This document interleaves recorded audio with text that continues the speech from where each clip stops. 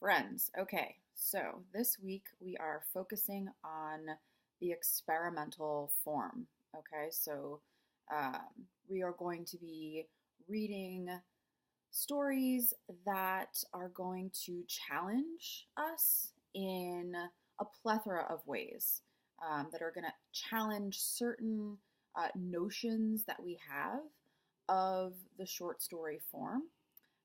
In particular, things like plot development, things like the stability of a subject or a narrative perspective. We are typically aware of, who our primary narrator is, what perspective we are in, even though we've read pieces that have like sort of shifted perspective, like in the Earl King, for example, Carter's work.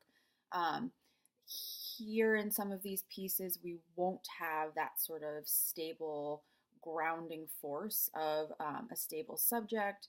We are going to be thinking about the instability or the malleability of language itself, how language itself can um, trip us up, how language itself can be presented in unconventional, challenging, unexpected ways.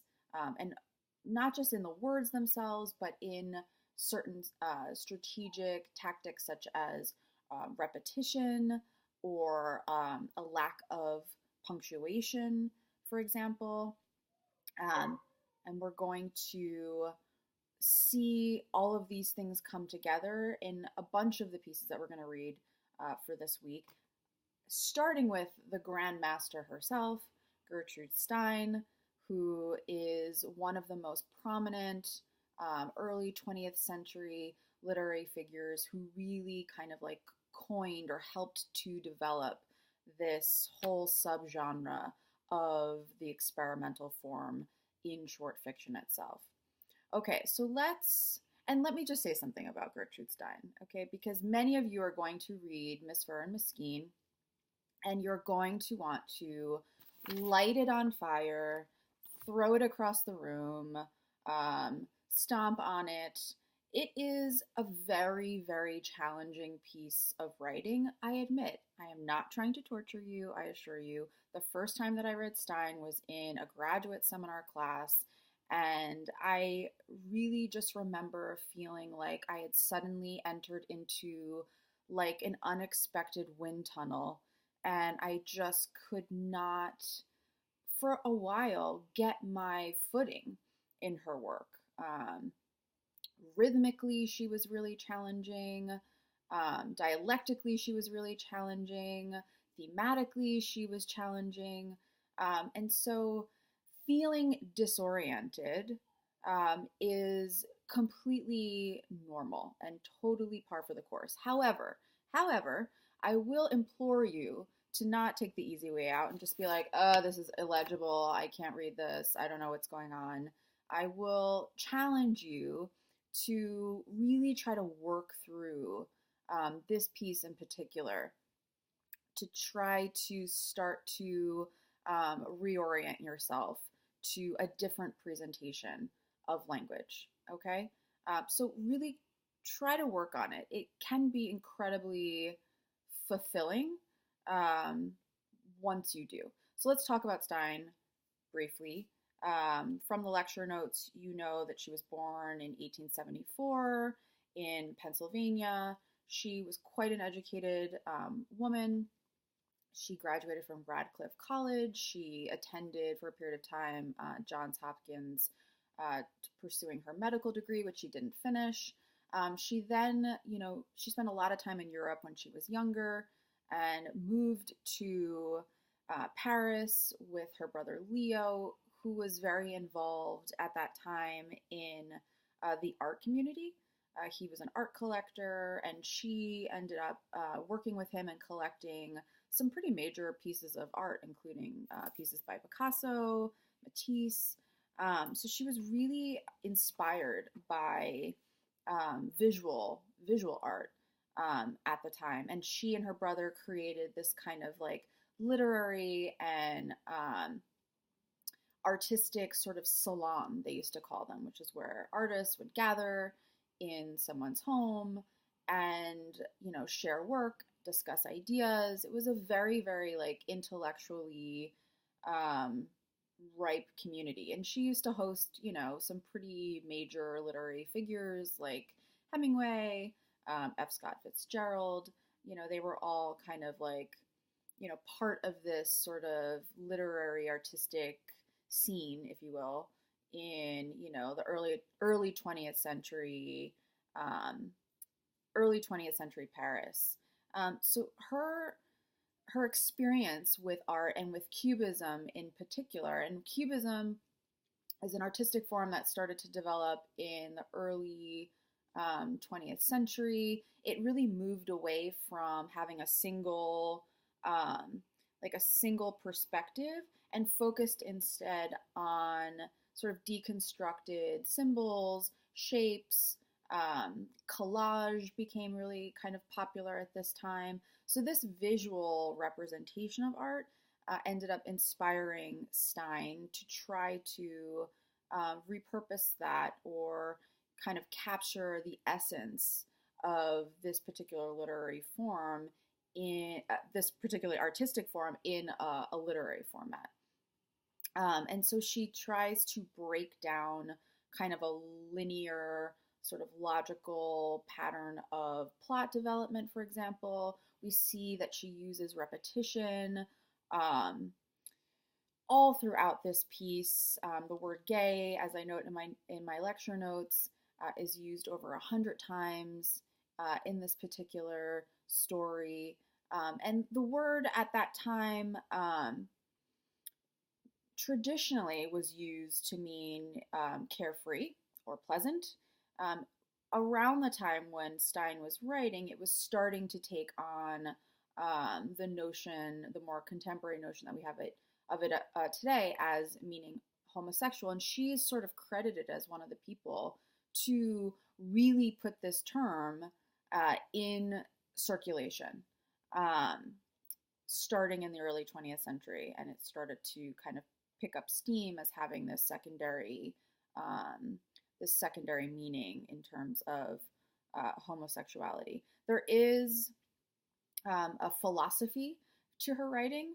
She calls it repetitive writing without writing repetitively. That sounds complicated. What she means by that is that she's writing through repetition, but not intending to say the same thing in precisely the same way over and over again. Writing with the same type of language, utilizing a lot of the same words, but not necessarily meaning the exact same thing in every different context. And I'll just like take a really brief, couple of lines from Miss Fern Miskeen and try to kind of show you what she's talking about there. So on the first page, she says, towards the end, she says, they were quite regularly gay there. Helen Furr and Georgine Skeene, they were regularly gay there, where they were gay. They were very regularly gay. Also, by the way, I would read this piece out loud multiple times to yourself. You will, to your neighbors, sound crazy. However, it really is important to rhythmically hear the language and hear the repetition so that you can actually work to unpack this a little bit and try to understand what Stein is getting at when she's saying writing repetitively without meaning the same thing over and over again. So they were quite regularly gay there. To me, I could read that as they were quite regularly happy there. We could use the original terminology or the original meaning of gay as carefree, happy, having a pleasant time. So they were quite regularly gay there. They were quite regularly happy there. Helen Furr and Georgine Skeene, they were regularly gay there. That could also mean happy. It could also then mean they were happy because they were able to be regularly gay with each other, homosexual, engage in the relationship that they wanted to engage in there, right? So they were regularly gay there where they were gay. So they were either regularly happy there because they were being gay together there. They were very regularly gay. That also could have an either iteration, I think, of the word. They were very regularly gay. They were very regularly gay together in terms of their romantic and sexual relationship, or they were very regularly gay. They were very regularly happy there, right? Okay. Or to be regularly gay was to do every day the gay thing that they did every day. Okay. So to be regularly gay, to be regularly happy, right, was to do every day the gay thing that they did every day. To be regularly happy, they had to be gay together. They had to be in a relationship together.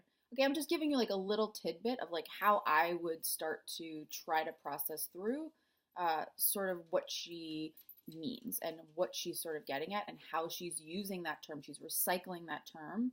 Hello, here's my puppy. Recycling that term. Look at this doggy. Hello. Okay. She. Hi. Hi. Are you trying to be regularly gay too? Okay.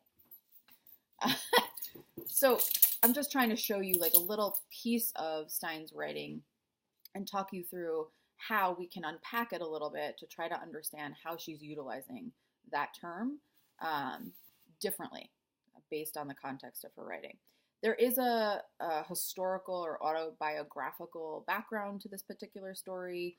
There were two women, Ethel Mars and Maud Hunt Squire, with whom Stein was very familiar. They were members of her literary artistic salon. They were both artists in their own right. They were successful sort of avant-garde artists. They were also in a lifelong romantic and sexual relationship with one another. And so this story is kind of like a portrait of their relationship, although Stein changes some of the details a bit. Okay. Stein published quite a bit of stories and poetry. One of her collections, Tender Buttons, is a collection of poetry and sort of these really tiny short stories that was published in 1914. And then she also wrote Three Lives in 1909. And she also published, which was her only like real commercial successful book, the autobiography of Alice B. Toklas, which she published in 1933, which she wrote from the perspective of her romantic partner. Stein herself was a lesbian writer, and she wrote this novel from the perspective of her partner, who was Alice B. Toklas.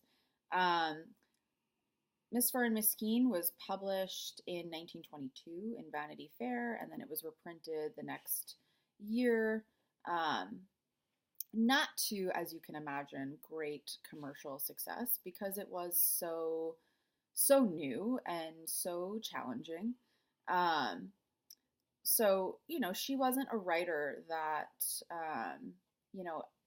at the time was, an instant literary hit. However, she was very, very well known throughout the US. She went on a tour of her writing and throughout Europe, where she did spend a good portion of her adult life. Another cool fact about her that I have in my notes is that she bought a van during World War II, and she and her partner Alice were ambulance drivers for the wounded French, which is kind of totally interesting. And she died in 1946 in France. Okay, so that's just like a little bit about Stein and about some of the challenges that you are going to confront when reading Stein. We're also reading, paired with this for the first half of the week, Orientation by a really contemporary writer, Daniel Orozco. And you can see that text is online and was published, sort of recently. It comes from a collection of his works, one of his debut collection of short stories, which pubbed, I think, in May of 2012. And this is another story which also utilizes repetition. It also doesn't have quite the destabilization of language and punctuation that we see in Stein, but it does give us we get a lot of directionals, right? In Orozco's piece, you know, this person sits next to this person, this cubicle is next to this person's cubicle. We also get these interesting sort of like tidbits of like background stories of some of these people and their relationships to one another. And we also have a really interesting tone that we're dealing with, right? Presumably, we are being spoken to by a fellow coworker, sort of new to the job. Um, so he also is kind of playing with language, playing with plot development, sort of orienting us in a new way to understanding, you know, what a sort of fictional narrative can look like, what its properties can be, and also questioning, you know, like why do we have to have stable subjects in these texts? Why do we have to have a consistent narrative perspective? Why does language have to behave in a certain predictable way to be meaningful or to be poignant or to be effective in some way? So it'll be interesting to look at how these two challenging, different pieces of writing uh, relate to one another or speak to one another or don't diverge from one another. Also, completely legitimate. So, be patient with these texts. Happy reading. Read them out loud, okay? I posted a little bit about Cubism itself if you want to read a little bit about that to try to understand, to give you a different sort of entry point into Stein's work. I'm going to maybe even post some images of some well known Cubist paintings so that you can kind of also get a visual sense of um, what she was drawing from to help you kind of situate yourself in Stein, and just be patient. Read them out loud. Listen to orientation. There's an actual like reading of orientation that you can listen to along with reading it. I would be highlighting and taking notes and circling repetitive words. You know, you have to be sort of little detectives when you're reading Stein in particular to really try to, you know, get as much as you can out of her, you know, sort of unique take on composing a story. Okay, I want to say happy reading, but I feel like you're all just going to hate me, so I'll just say, like, good luck. Good luck. Can't wait to hear some of your responses to these two interesting pieces. Okay, more soon. Bye.